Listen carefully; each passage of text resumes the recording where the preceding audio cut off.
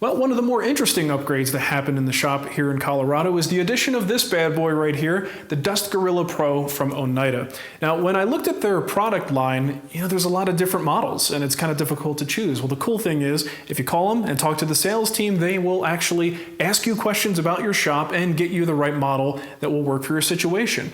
I don't want to do any calculations. Math is hard, right? So leave that to the people who do it every day. And if you tell them what size ports you have, what size machines you have, they will do the calculations to make sure you get a unit that's powerful enough to pull all of the dust, the fine dust, the large chips, everything into the system, into the drum, into the filter, and not into your lungs, which is really the key. If you don't do that, then what's the point, right? So this is what we decided on. It's a 5 horsepower model, extremely powerful. Part of the consideration, which I really wasn't expecting, was the fact that I'm at such a high elevation now in Denver, it actually has a detrimental effect to the airflow. So we had to actually overpower a little bit just to make sure that I can get proper flow at each tool. It's kind of an interesting bit of trivia. So you can see I don't have ductwork set up yet, but I do have the unit installed. I still need to put power to it, but I do have my switch here. Let me just give you the quick tour and then I'll show you how I put it together. So let's start from the top. Up here we've got a 5 horsepower ball door motor. It's made in the USA. This thing is big, it's beefy, it's powerful, and later on you're going to see it's quite heavy, but just look at the sheer size of this. You know that this is going to be a powerful unit.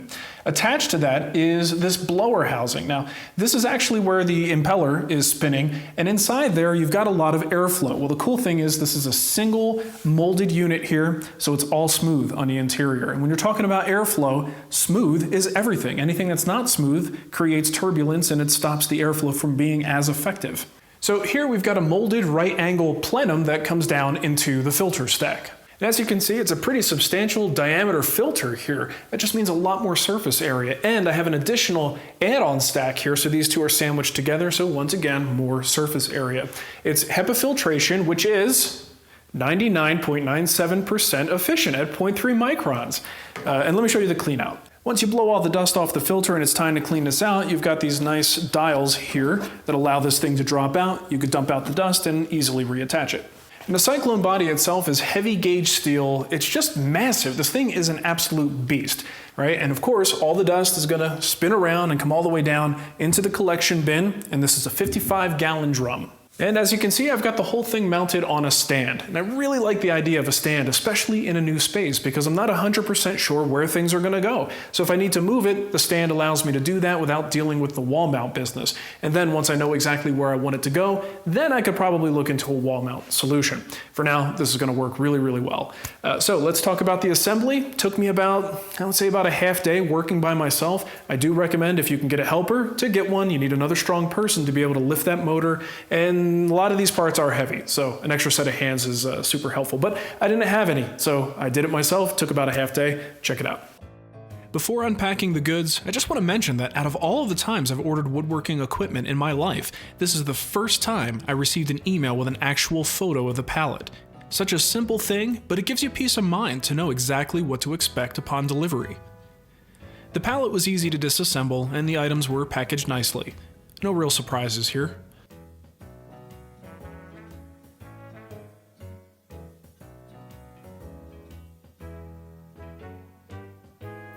The motor packaging in particular was pretty cool. The impeller is already installed, so in order to protect and immobilize it, they use some sort of spray foam in bags, and it just molds to the shape and encases the entire thing for shipment. In fact, I already removed 2 pieces, but needed to cut the box apart to get the rest. For now, the motor is better off sitting on the foam to protect the blades. The legs are assembled first.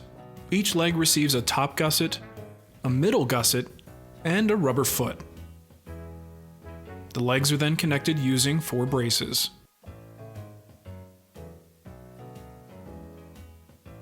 To ensure a good seal between our parts, we'll apply this foam gasket material in several places, starting with the union between the cyclone barrel and the blower housing. The blower housing is then bolted to the cyclone barrel. This is a really important step, since this is when you commit to an orientation for your filter and your inlet, which depends on your particular layout. Each hole at the top of the housing receives a small threaded clip that we'll use later when attaching the motor. How do you like that hammer? Now for some gasket material on the cone.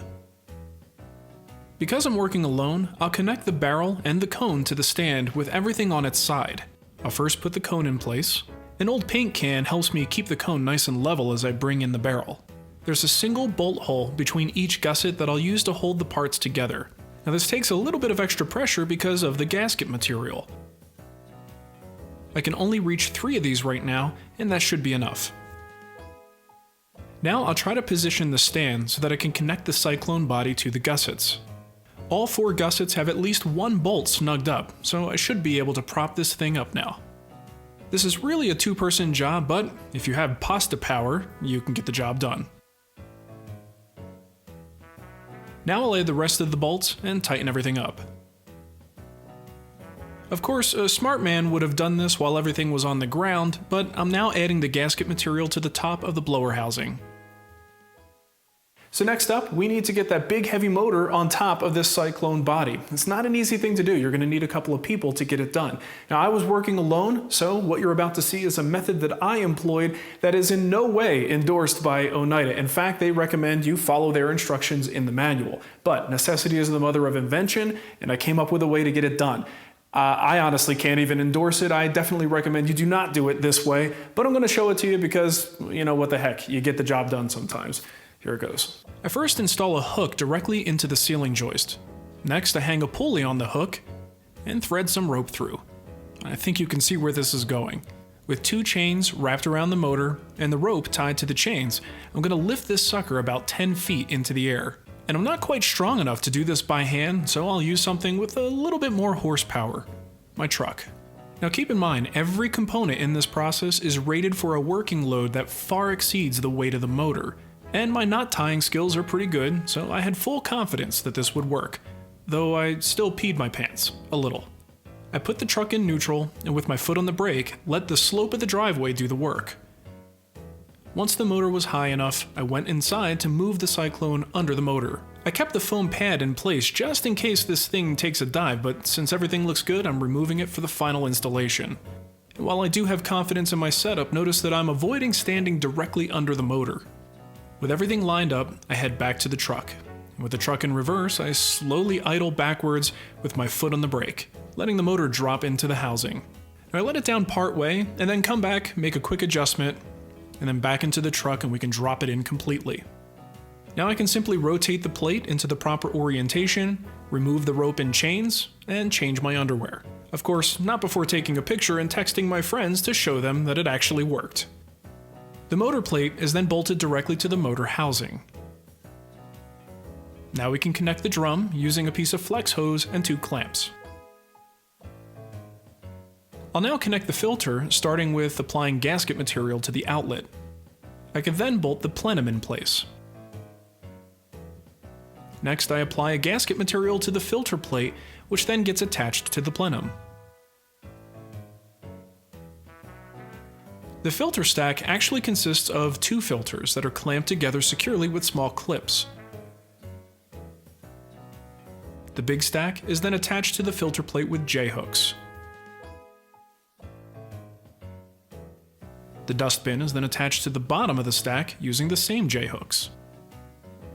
And finally, a grounding wire is attached to the filter.